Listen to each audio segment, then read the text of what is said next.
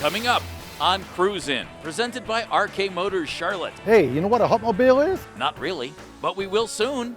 Look, it's one of those Indiana beauties, but it's not a convertible. And the body style is beautiful. I mean, it really is. And a Pontiac The 1960 Star Chief. that changed hands after being discovered halfway around the globe. Plus, In combination, you can use both those tags to tell you almost everything you need about the car. the meaning behind all those little numbers and letters in under the hood. Oh, it's a happy day. This reminds a lot of people of Howard Cunningham's car. Cruisin', presented by RK Motors Charlotte, starts right now.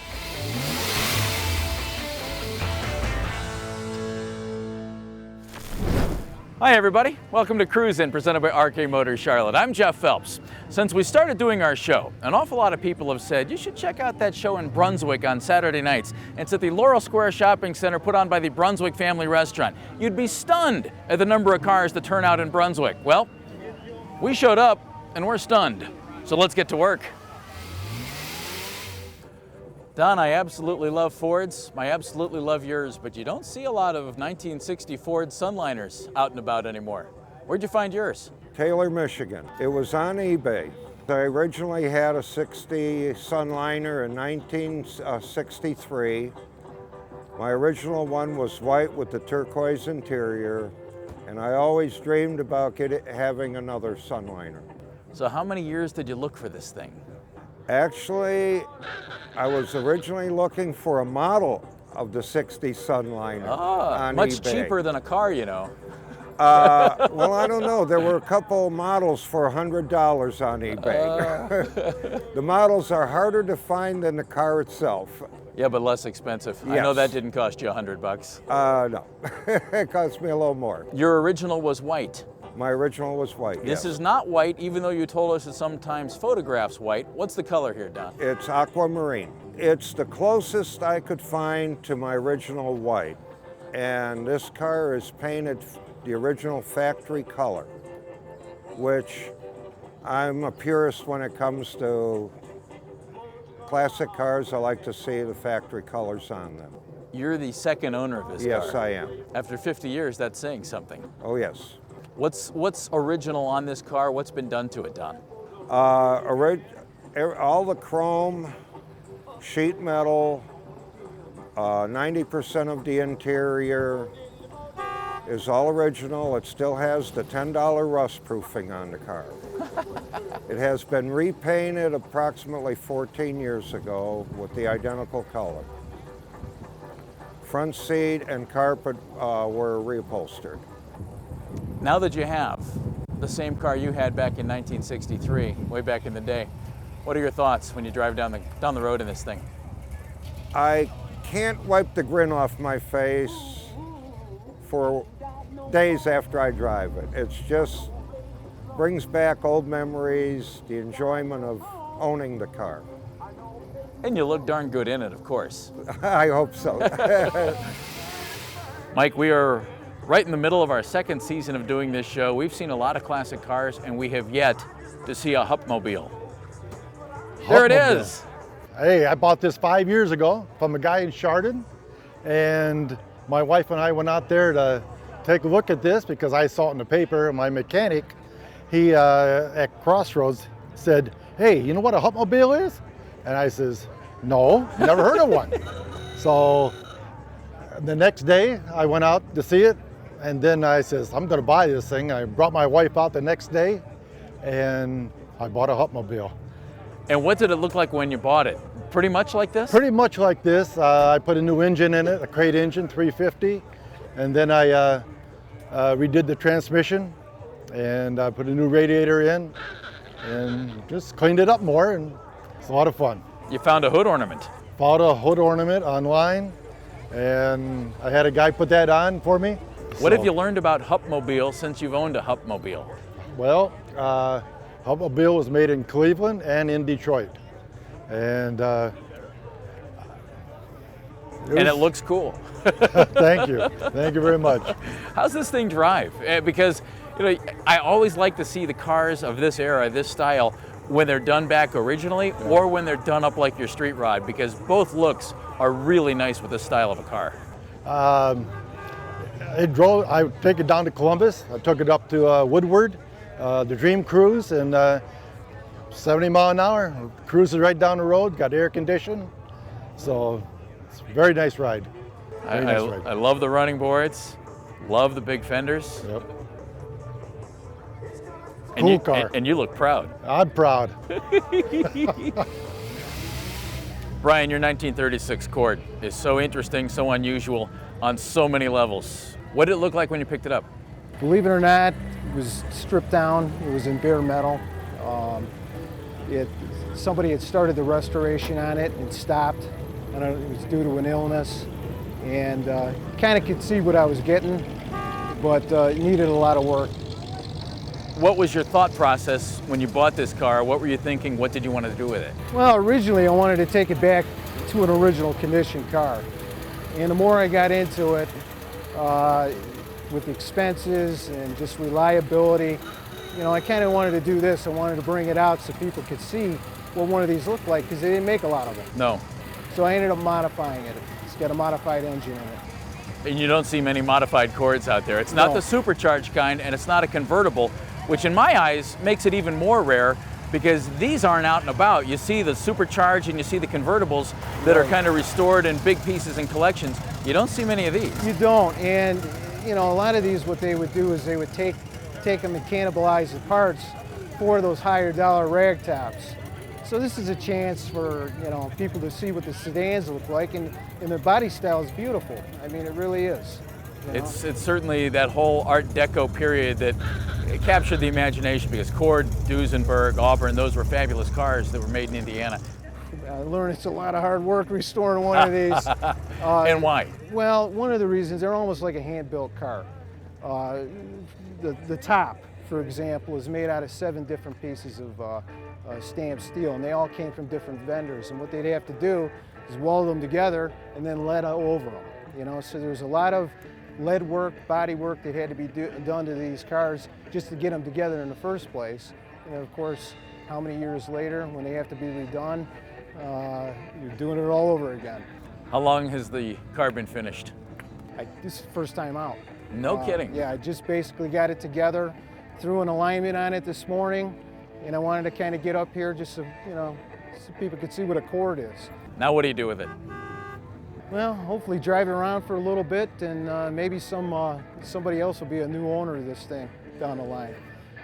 And then you move on to the next project. And then I move on to the next. Well, you did a great job on this one, Brian. Well, thank you very much. It may not look fast, but hang on. This is called Wait for it. a resto-rod. Yes, it's next on Cruise In, presented by RK Motors Charlotte. World-class collector vehicles. That's what RK Motors Charlotte is all about. The finest in classic, muscle, and high-performance automobiles. The design and excellence of the 1930s and 40s. The chrome of the 1950s. The muscle of the 1960s and 70s, and much more. RK Motors is the one-stop shop to sell your car, add a new prize to your collection, or restore an old friend to past glory. Learn more about RK Motors Charlotte at rkmotorscharlotte.com. Now back to Cruise In, presented by RK Motors Charlotte. Dan, the last time I saw a DeSoto, I was watching Happy Days, and Howard Cunningham was driving one, and here it sits right behind me. I've been told that Howard Cunningham had a DeSoto. Yes. And it was very similar to this, but it was a longer model with a luggage rack. But this reminds a lot of people of Howard Cunningham's cars. Where did you find this DeSoto? I found this at a swap meet in York, Pennsylvania, at a big street rod show. And they brought it that morning, and I was one of the first people to see it. It hadn't been out of the garage since 1979. Wow. Now, it doesn't look like a street rod. It looks stock. That's correct. This is called a resto-rod, meaning the outside has been restored, and that's the way I got it. And I rodded it, so everything below the skin is a street rod. But I wanted to keep the original look. And what did you do beneath the skin?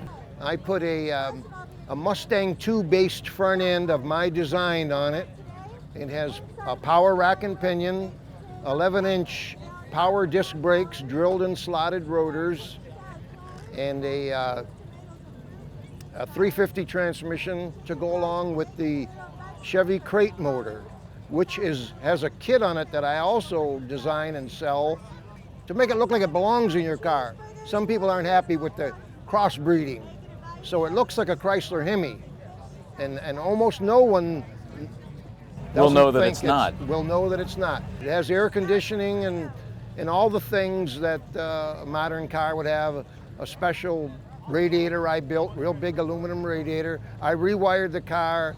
I put a Chevy 10-bolt rear end in it and the Coker wide whites and such. It's been driven a lot. Gone to Louisville, Kentucky 3 times.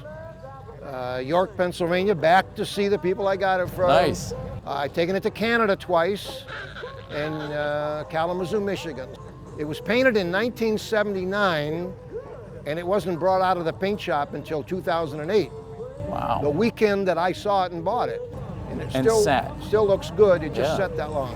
Well, I like it. It's kind of sneaky. It looks stock, it looks original, That was my intention. and it's just downright nasty. Yes, it has the sun visor, the fog lights, and the spotlight, and they were dealer installed. They've been on there since the day this car, not factory installed, but they're official Chrysler accessories.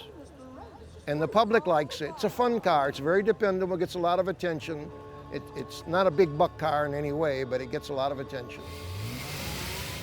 Gary and Sherry, we've had some wonderful stories about how people end up finding their cars. Yours might be my favorite of all time. Gary, can you share this with us? Well, we had a son that was in Iraq. He was a combat medic. And he's back stateside now. He's back home safe. And his wife was in Afghanistan at the same time. So he would always call home after every mission to let us know that he was safe. So one time he called home, and I've always been like a Pontiac guy. I had a couple 66 GTOs, but they're priced out of the market for me right now. And so he called home, and I was bidding on a 64 Chevy out of New York, a red one. And I said, can you get online? And he said, well, I have to stand in line. I get about 20 minutes. I said, well, if you want to. So a couple hours later, he calls back, and he said, well, that was a nice Chevy, but I found a nice old Pontiac. The 1960 Star Chief. I said, where's it at? And he said, Youngstown. I said, well, that's a little closer than New York. I said, but you know, my dad always had Chevys in West Virginia, and I don't know if I even know what a Star Chief is. So that's how we ended up getting the car. And the story on this car, on the back, you'll see the metal tag. It says Raybuck, Struthers, Ohio, which was where it was sold new. And the original owner, from what I was told, in the middle 60s, the car had 27,000 miles on it, and he was in a hit-and-run accident and damaged the front right fender. He took it out of state, had a new fender put on, had it repaired, put it in the garage, and never drove it again. Wow. So the second owner bought it in 1996. I talked to him. He had the car for 8 years, from 96 to 04, and he took the car apart and put new rubber around all the doors, new brake lines, realized there wasn't any rust anywhere. But in the meantime, him and his wife had 3 children, and they bought another house, and he didn't measure the length of the garage, and the garage was too short to put this car in the garage. So he sold it in pieces to a gentleman by the name of Lorenzo Brooks, and he races Mustangs. It says Killer Brooks on the side of his truck. He put the car back together, had it repainted, changed the color to this emerald fire green, put low-profile tires on it, had painted bumpers, black grille, black bezels around the taillights. It's called old school look. So he put it up for sale on eBay, and that's when my son found it. So the car holds spatial memories to us too, because our son was in Iraq, the Lord brought him back safe, him and his wife, and we just feel blessed. So to you from Youngstown through Iraq. Absolutely. I like that. What's your favorite feature about this car? I like it because it's such a rare car. It's a 2-door post. They didn't make many of them. And when we go to car shows, we don't see another 2-door post 60 Pontiac. I would agree with you. And I love the style of it. It doesn't have seat belts, so we sort of enjoy that, but I sort of think we better put seat belts in because we do drive the car. We've put 10,000 miles on it in 3 years. So it was pretty clean. It was pretty nice when you picked it up, but you did make some changes to it. Right. What's Yes. your favorite change you've made to it? Probably getting the white wall tires on it this winter and going back to chrome because the bumpers were painted green. Didn't look real bad, But back then, chrome was the thing on cars. Chrome was cooking. So by getting the chrome back on the car, a lot of older men that remember this car when they were younger, they say that's the key, is get the chrome back on the car. I took a look inside and I saw some floor mats that I found intriguing. Yes, I just happened to be looking on eBay, and because I'm always looking for things for a 60 Pontiac, and there's an emblem in the back seat that they did away with in '61, and those emblems are in these mats, and I found them new in the box. So we don't put our feet on those mats. We put rugs on them when we travel. Great idea for floor beds. Your son spent his 20 minutes on the internet very well. It's a nice car. Thank you. Thank you. Research, research, research. Any information that you would want to know about this car that comes off that cowl tag is in these pages here. Under the Hood is next on Cruise In, presented by RK Motors Charlotte. RK Motors Charlotte wants your classic car. Let our consignment professionals take the aggravation out of the selling process for you. With an established international customer base, the RK Motors Charlotte consignment program has a 90% sell-through rate. Our top-notch marketing efforts have led to an average sale time of 87 days. We do the work, we do the marketing, we sell your classic for you at maximum value. Visit our website at rkmotorscharlotte.com. Under the Hood is presented by RK Motors Charlotte, specializing in the sale, build, and restoration of world-class collector vehicles. This beautiful 1969 Camaro came to RK Motors Restoration looking nothing like this, Mike, but with a little challenge for you. Mike Velick, Restoration Manager here at RK Motors Restoration. Restore this to factory specifications. How do you start? Well, first off, on a car, being a GM muscle that I'm pretty familiar with. Yeah, you were drooling. I was ready. I was all ready for this one. Verification. Verify the car. Make sure it is what it is supposed to be. You can do that two ways on this particular model. VIN code in your dash here. Pretty much the VIN code is going to tell you a couple things. It's going to tell you whether it was a V6, V8 car, a coupe, a convertible. Originally, yes. Where it was built, Norwood plant or the Van Nuys plant, and its sequence number. Okay, that's what you're going to get from your VIN. And sequence number means which one it was rolling off the line. Rolling off the line in its build sequence when it was ordered. Okay. Second, then you go to your trim tag. On GM, here's your trim cowl tag, which will tell you, especially on a Z28, very important numbers, an X33 or an X77 body. This particular car tells you it's a D80 car, which is spoiler car. It tells you interior color, exterior color, all that information from that little tag right there. So the two tags allow you to find out exactly what this thing looked like when it rolled off the line, so you can restore it to factory specification. In combination, you can use both those tags to tell you almost everything you need about the car. So Mike, you take those numbers, you write them down, then you do a little research. Right. And you know, for this car, I knew exactly where to go. Claiming that it was a Z28, I went to my definitive Z28 facts book, which is, it's just a dynamite book. Any information that you would want to know about this car that comes off that cowl tag is in these pages here. It will decode everything. You can go straight to any number in here, look it through these pages, and it'll tell you. It tells you 69 was its paint code, 69 Cortez silver. The B was the vinyl top code and the stripe code, black. The 713 would have been the interior code, which in this case, black houndstooth custom buckets, custom deluxe interior. D80 for the spoiler. 06A would be 6 month, A, first week. Everything from that one little plate.